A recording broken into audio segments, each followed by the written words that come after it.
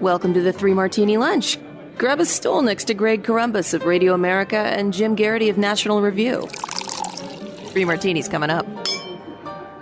Hey, really glad you're with us for the Monday edition of the Three Martini Lunch. We've got good, bad, and crazy martinis for you today. If you're an Eagles fan, congratulations. If you're an Eagles or Chiefs fan, we'll try not to talk too loudly today because I'm pretty sure we know how you're feeling today. There's another sponsor that we have periodically that would have been good to remind you of how to approach yesterday from either perspective, winning or losing. But we'll actually talk about the Super Bowl quite a bit in our third martini. In fact, that is the point of that martini. We'll talk about one of Trump's cabinet nominees that is about to come up for a vote soon, and the fight against that one. It's one that we don't particularly like. But the first martini, Jim, the one we're going to start with, is a new poll at CBS News, which was first announced on Face the Nation yesterday. And you could tell Margaret Brennan wasn't too excited about these numbers. She had to report them, though. Margaret. We don't care what you feel about Margaret. I should point out, people saying that Margaret is the new Karen. Mom's name is Margaret, so I don't like it. She goes by Peggy, but nonetheless, it's always that fear that, I'm sure you're like, that someday there's going to be this, serial killer named Greg Columbus, and for the rest of your life, you'll have to say, I'm not that Greg Columbus. The next worst thing is for your name to turn into a nickname for an unpleasant kind of personality, for all the Karens have had to deal with since like early COVID days. So, just let you know, Margaret, it's okay, but maybe you want to switch to going by Peggy for the next couple of years. We'll see how it goes. There might be a changing of the guard happening, with that particular meme. But so yesterday on Face the Nation, they're looking at approval numbers for Trump and other numbers for Trump. So this is a longer clip here. This is Margaret Brennan and the CBS political analyst going over these numbers, which might come as a surprise given the usual avalanche of negative coverage of the first few weeks of this presidency. Our CBS poll finds that a majority of Americans, 53%, approve of the job he's doing. That's a better approval number than he ever reached during his first term in the White House. Joining us with more is our Executive Director of Elections and Surveys, Anthony Salvanto. Good to see you, Anthony. What's driving this? I will keep it simple, Margaret.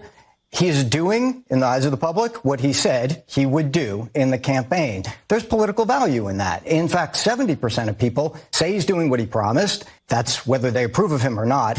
Now, there's another part of this that continues over from the campaign. There were words that he was described as being tough, being energetic, and he still is today in big majority numbers. So as people take a look in these first few weeks, there's been a lot of activity. They're getting that general sense of governance, and that's being reflected in these early numbers. So that's perception. What about the actual policies? Well, let's start with the ones that are popular. And again, these echo a lot of what we saw in the campaign. The idea of deporting those in the country illegally continues to be popular. We saw that in the campaign.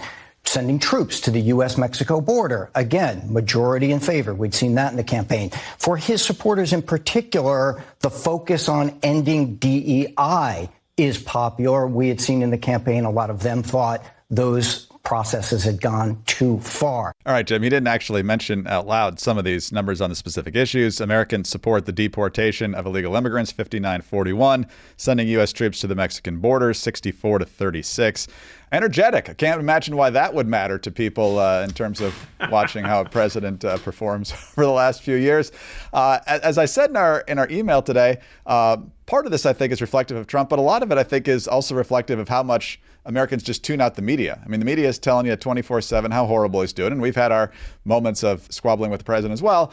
But when people do think you're doing what you said, that's what they want. It's a pretty simple lesson, and people don't care about the noise coming beyond that if they think the guy that they voted for the reasons they voted for him, are doing the job they expect him to do. Yeah, Trump came down the escalator in mid-summer of 2015. So by middle of this year, we will reach 10 years of coverage of Trump, saturation level, and the overwhelming majority of it being highly negative. That's going to have, it's just not going to have the same impact it did in the year 10 that it year in the, even the first 5 years, right? Okay. So in this is almost entirely good news. There's a little bit of trouble on is he doing enough focusing on increasing prices? But again, he hasn't been in office for a whole month yet, okay? I think it's a little reasonable to say, all right, give him a little more time on this. He's moving fast on a whole bunch of fronts. It's going to take a while before any economic reforms are really felt throughout the entire economy.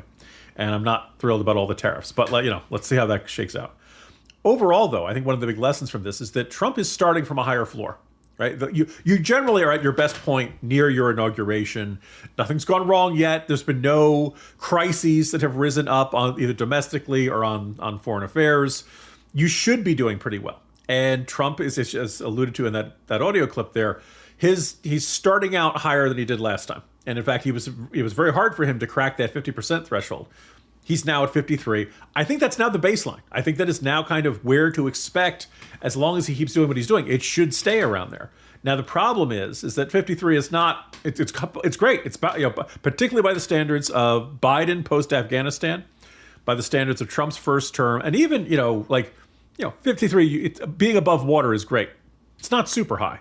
And I don't know how are things going to be 6 months from now? How are things going to be a year from now?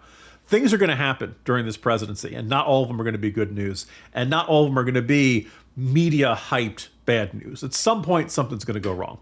So the question will be how, when that happens, do these numbers stay where they are? Do they decline a little bit? Or is there here we go again? If you're the Trump team, you feel pretty darn good about this. And I think the contrast with Biden that you alluded to is very fresh in people's minds. Come past the first 100 days, get into summer, get into fall, I think Biden's going to be a very distant memory. And I think people are going to forget about him quick. And so I think that comparison effect isn't going to last forever. But all in all, if you're the Trump administration, you look at this and saying, okay, we're off to a real good start. That's about where you want to be. Yeah, no, that's well said. And he's banking on energy and the expectation of more domestic energy and the market driving those prices down, which drives the other prices down. But as you mentioned, with the tariff issues, that is, a way to drive prices up. So there's a tension there, to be sure. But I think the other point that you make there is right, that we're in year 10 of this now. We're not in year 1. We've already had 4 years of a Trump administration where he was less understanding of what he needed to do when he walked into the Oval Office. This time, I think he has a much better idea.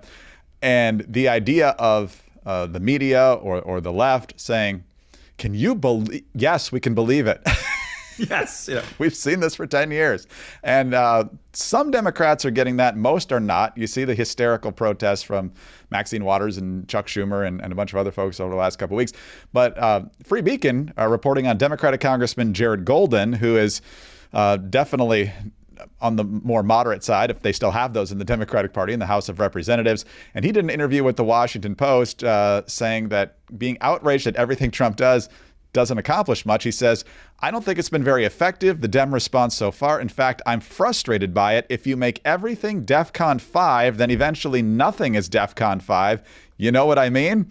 He also says, I think if you rush right out and say things like, this is dictatorial or illegal, you might end up being wrong, and that undermines your credibility. He says, I'm not going to react instantaneously to everything the president says. I'm going to be paying attention to what he does. I will review his actions and then weigh in on whether or not I think he's been effective or undermined American interests. And Jim, that sounds a lot like Fetterman's reaction to some of the cabinet picks as they rolled in, and he pretended, that he was having the vapors. He's like, I can't just react to everything that happens here. You got to pick and choose your moments. And so, for the most part, Democrats still haven't learned that lesson, and the media hasn't either. No, they haven't. And we should point out Golden's district is one of those swing districts where he has to care about how people feel about Trump, and he has to care about how his constituents. And so he doesn't have the luxury of opposing everything. I think it was Kirsten Gillibrand who said she was going to vote against every Trump nominee in the first term. And so she voted against the James Mattises and the ones that were not particularly controversial and were fairly broadly supported. I don't think that works. I've mentioned talking to two of my Post colleagues about the Trump cabinet picks and asking them, if you have a magic wand and you could stop just one nominee, which one would you pick? And they did not like the premise. They rejected the premise because they're like, no, we don't like a whole bunch of them, and therefore we can stop a whole bunch of them. Well, we haven't had the full Senate confirmation votes on some of them yet, but other than Gates, they're all looking pretty good. And my argument was, you had to prioritize. You had to pick, if you think Gabbard's the worst, go stop Gabbard. If you think Kennedy's the worst, go stop. But you can't do 4 or 5 at one time. You need to focus your messaging on that. And there are a whole bunch of Democrats who hate that, who hate that advice, hate that fact of life. But that's what it is. And that's, I think in a way, Trump has a lot of advantages, and his opponent's reluctance to learn hard lessons is an enormous advantage. All right, Jim, well, you just mentioned cabinet nominees, and there are certainly some on the right who have been more appreciated than others. You have explained why Tulsi Gabbard, you don't think she was the right choice. Others on the right have said RFK Jr. for HHS. They have serious problems about that. One that hasn't got as much attention, although we did mention at the time of the nomination, is former Oregon Republican Congresswoman Lori Chavez DeRemer to be Labor Secretary. And you think, well, a Republican in Congress, how bad can that be? Well, not good, because she was one of the very few Republicans, maybe the only Republican in the House, who supported the PRO Act, which sounds good. But as you'll hear in this ad from National Right to Work, there's a lot of problems with that. Should leftist union bosses pick our next labor secretary, Lori Chavez DeRemer backs the PRO Act, which would rig our economy to put radical union bosses in charge. Biden, Harris, Schumer, and every Democrat supports the PRO Act because it wipes out state right-to-work laws, destroys independent contractor jobs, and forces workers to pay union dues. Don't let union bosses run Trump's Labor Department. Call your senators. Tell them to vote no on Lori Chavez DeRemer. I love the voices on these ads, but nonetheless, I was going to say that's, Marvel villains don't get voiceovers that ominous. But exactly. But yes, it would destroy right to work. And when they say, independent contractors, that's freelance work. So if you do any freelance work, these people have to hire you, give you full benefits. Well, they can't afford that. So the freelance market pretty much dries up. And so it's not only a question of this nominee, Jim. It's a question of where the Republican president of the United States stands on right to work and some of these other things after what we saw at the convention and after a choice like this, because one party against the right to work is enough. I don't want two against it. Greg, a moment ago, I made the joking reference to Marvel villains, but let's keep perspective. Thanos only eliminated half the freelancers in America. The PRO Act would probably eliminate almost all of them. And I say that tongue in cheek, but I understand the Trump coalition is built upon a very different one. But for the conservative movement, state right to work laws were one of the big triumphs of the Tea Party era. Most the Wisconsin fight got the biggest and most attention, but it spread all over the country. And there was a clear sense of okay, you want to join a union, you go right in. Remember, right to work laws don't ban unions. They simply say you do not have to join one if you don't want to. And why is there a Republican labor nominee? Presumably, with the opinion of a Republican president, Trump has never really, spoken at great length about this. I think, Trump sees this entirely as transactional. Well, sometimes those transactions are a bridge too far. And this just seems like one where, no, the Republican Party's president's, Department of Labor should support right to work. It should not oppose it should not support forced membership in unions. And, for all these other cabinet officials I mentioned earlier, of Kennedy, Gabbard, et cetera, you figure you've got 53 Republicans who are inclined to give the president what he's want. And it certainly looks like they're going to, you'll get 53 votes for almost all these. But the question for a Democrat is, okay, we'll keep all of our guys opposed. Can we find four, because remember, J.D. Vance would break the tie. Can we find four Republicans who we can peel away on this one? For DeRemer, you really should have 53 Republican votes for no. And the Trump administration is looking, okay, we'll get all the Democrats. Can we find three Republicans who will vote yes? I don't know if that's the case. My guess is that DeRemer not getting serious opposition in the Senate is a sign that Republican senators have become a blank check. And here's the thing, she may be conservative on a whole bunch of other issues. And if so, God bless her. But she's really bad on these issues, which are what she would be running and overseeing as Secretary of Labor. You want to give her any other job? Hey, you know what? Let's bring back USAID, put her in charge. I don't care. Just give her anything. Ambassadorships, find some country. Right? Antarctica, go. Just do something. But don't put her in charge of labor policy at the Department of Labor. Oh, you just gave me an idea. Does anyone really own Antarctica? Because if not, I'm pretty sure it's about to become part of the United States. But nonetheless, that's a very good point. And it's kind of a little bit of a slope, because we had this discussion with Kennedy and Gabbard, whenever that was, a week ago, 2 weeks ago, whenever their hearings were. And you pointed out that, yes, there were some concerns about the personal behavior of Pete Hegseth, but everyone said, you know what? If he's on the job, we know what we're getting with him. He's one of us. He's a conservative.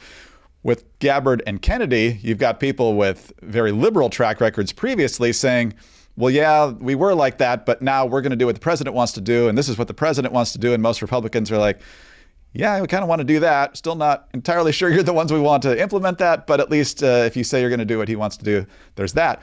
I'm not sure where Trump is on this issue anymore. And if he's picking her with public proclamations from the Teamsters and others that she's a great pick, it's either going to be very disappointing to the unions, or the unions are going to love it and the rest of us are not. So not good.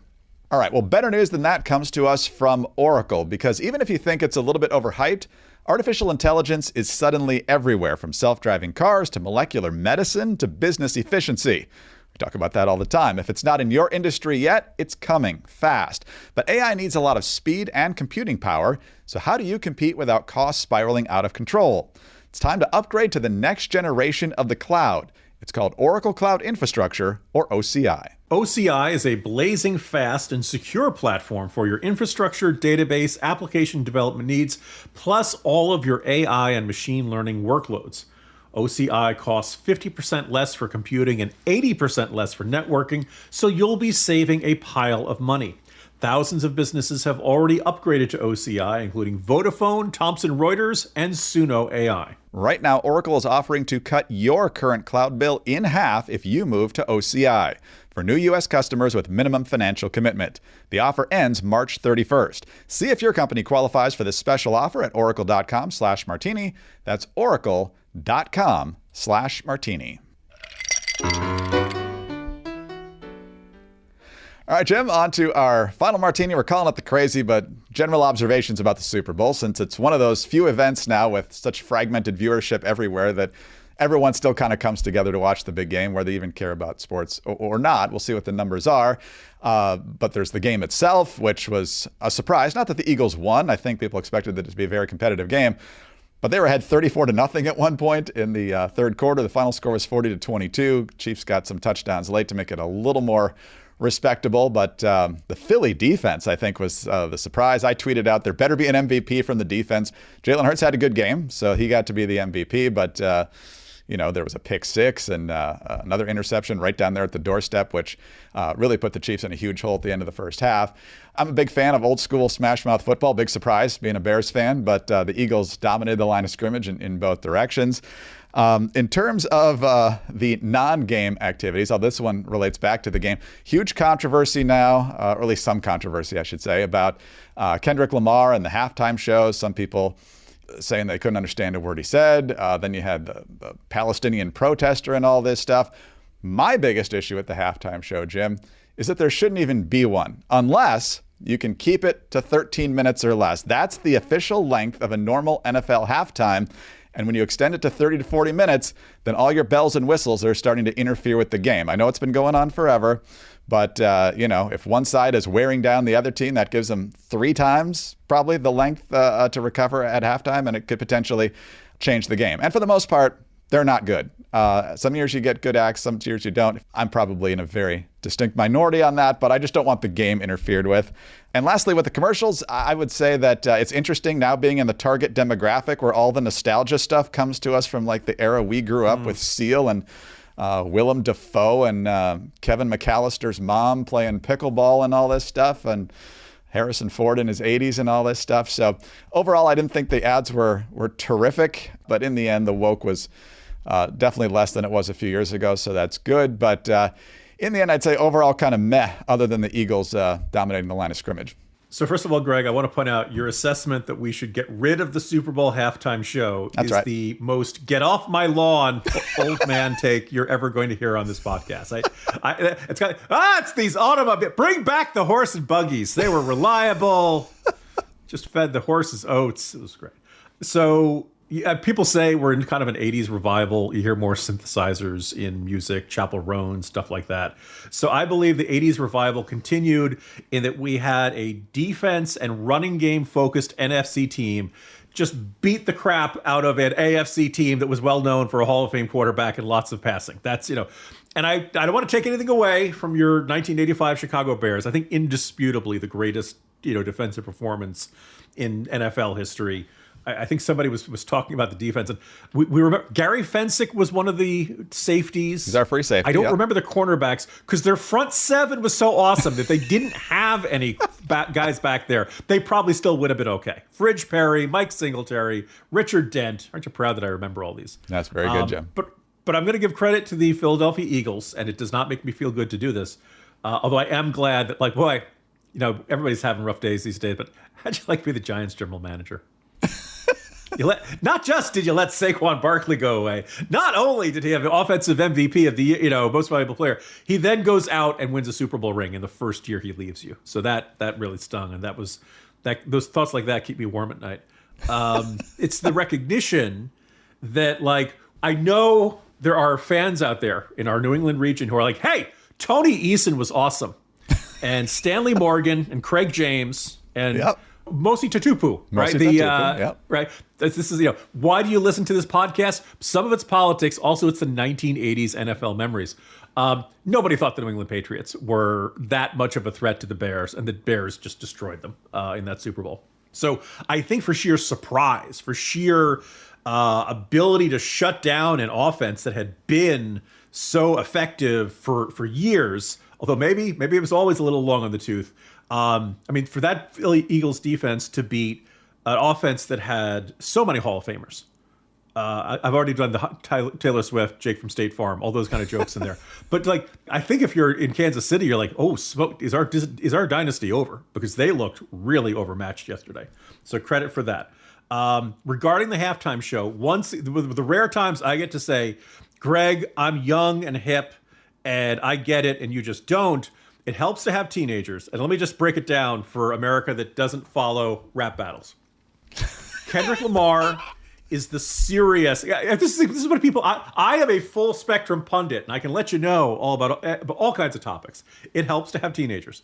All right, so Kendrick Lamar is like the serious.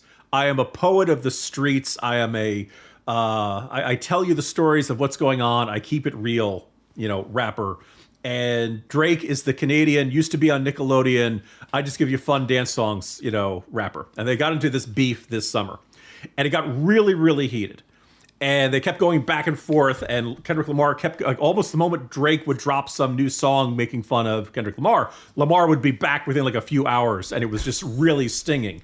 The upshot is that Drake says Kendrick Lamar has small feet. And he does look fairly short on the stage yesterday. Kendrick Lamar says that Drake is a notorious pedophile and you should not let any children near him at all. Between those two, I know which one I'd rather have people saying stuff about me. I think in the end, and there was a general consensus. Drake says this is, defamation of character, files a lawsuit. So last night he's performing Not Like Us at the thing. And I guess because of this, he didn't say the word pedophile. He didn't have to. The entire crowd chanted pedophile at that point in the lyric. And then he said that I think is a genuinely funny line is that Drake says he's trying to strike a chord. It must be A minor. And, he didn't sing it because the crowd sang it for him. Right? That struck me. So the entire world. So think about it. Like, you thought the Giants general manager had a tough night last night. Imagine being Drake. You're watching your most hated rival perform his halftime. He does a song that is all about how you are just the worst human being in history. And then, was it Serena Williams was Serena dancing Williams, there too? Apparently dated Drake once upon a time. And so. Right. This was just basically, we hate you, Drake. And in that sense, it was a triumph. And I think it fits in with Trump's tougher line on Canada. We're going to get a tag team match, right? Between Trump and Kendrick Lamar against Justin Trudeau and Drake. I think I like Vince McMahon can make that happen. There you go. All right.